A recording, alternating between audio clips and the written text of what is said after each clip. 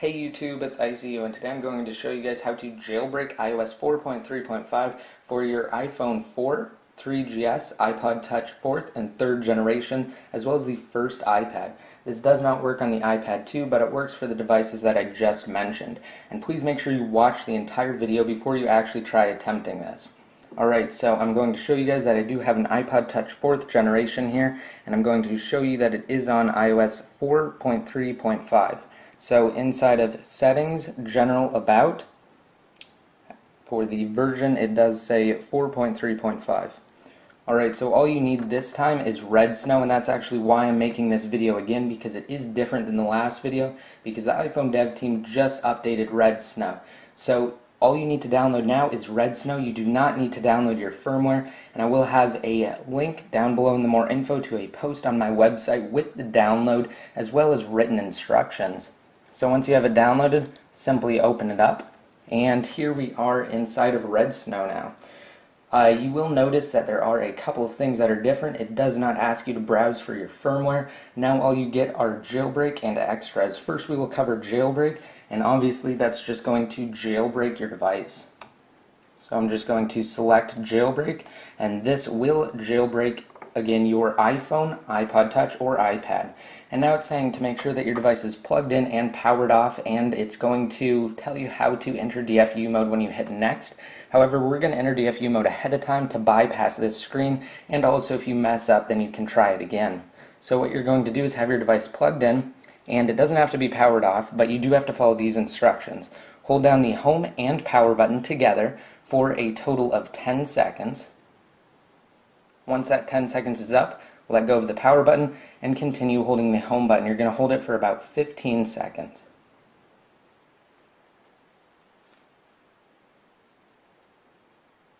Alright, now as you can see, it bypassed that screen and you can let go, and it will start to jailbreak your iDevice.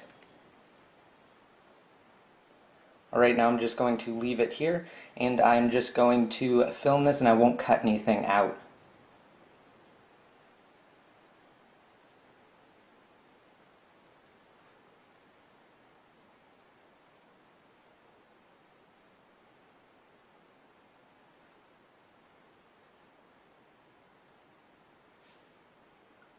Alright, here we go. Now you have the options to install Cydia and also enable battery percentage if you're on an iPod Touch, and enable multitasking gestures should be there for all devices. You also have the option to install a custom bundle, but we just want to install Cydia.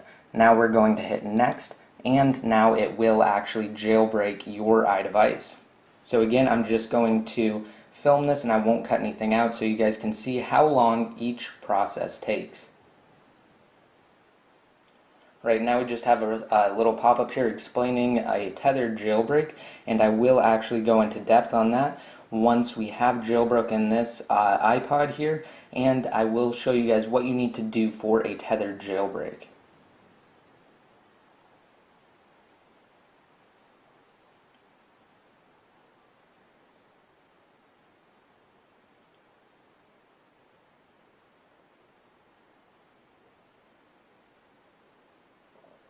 Alright, here we go. It bypassed that screen and now it's moving applications. Now this can take some time, so just be patient.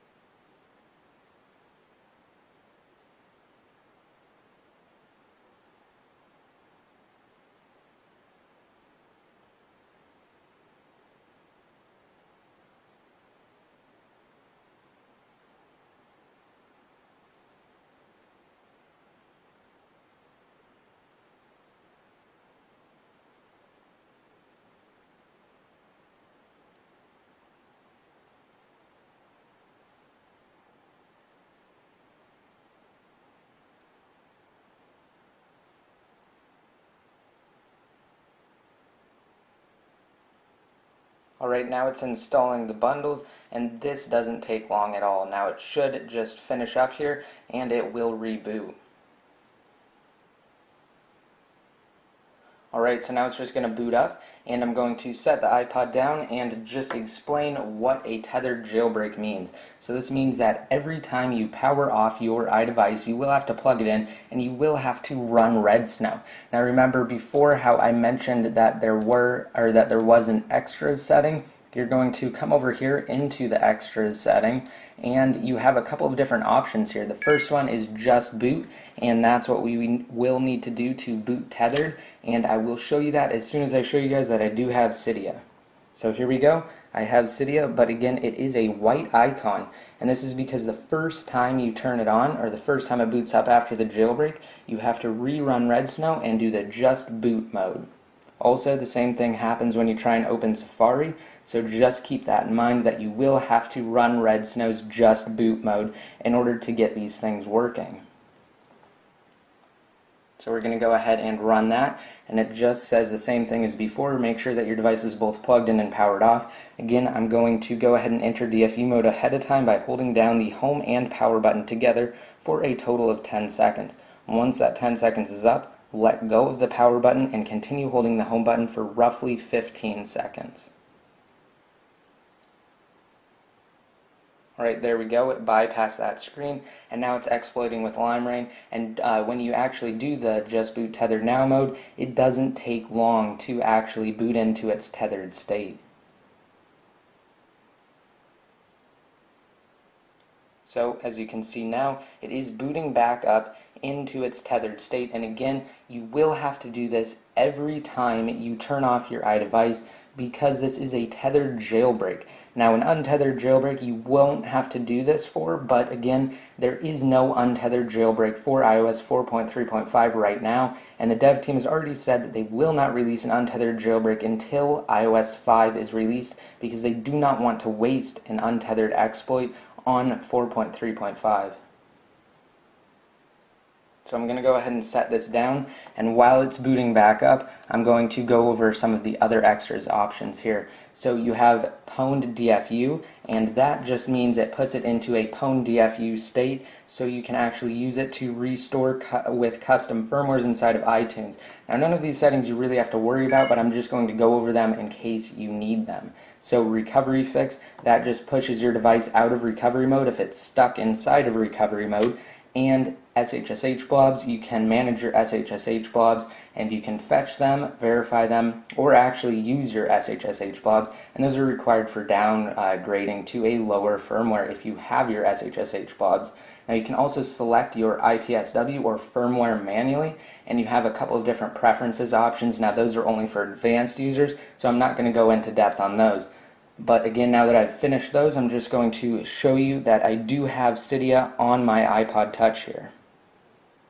Alright, so we're just going to select User and hit Done. And even though I'm not connected to a network, you can still see that again I do have Cydia here. And nothing is showing up because again I'm not connected to a network. But we do have Cydia and it does work, and Safari works now too. So I hope you guys liked this video. Please remember to rate it up if you did. Let me know what you think in the comment section below, and be sure to hit that subscribe button to be notified every time I release a new video, especially when I release a new jailbreak video. So until next time, this is ICU, signing out.